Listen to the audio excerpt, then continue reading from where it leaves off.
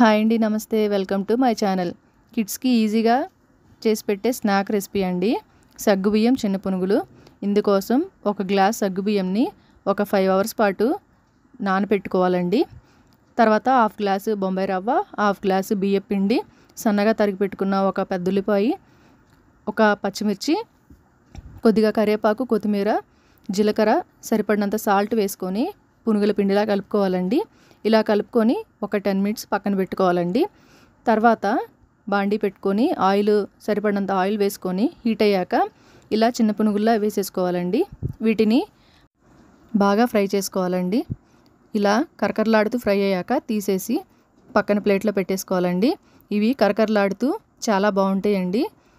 వీటిని టమాటా చట్నీతో లేదా పల్లి చట్నీతో కూడా తినొచ్చండి. మీరు కూడా ఒకసారి ట్రై చేయండి. అలాగే వీడియోకి లైక్ కొట్టండి. Thanks for watching.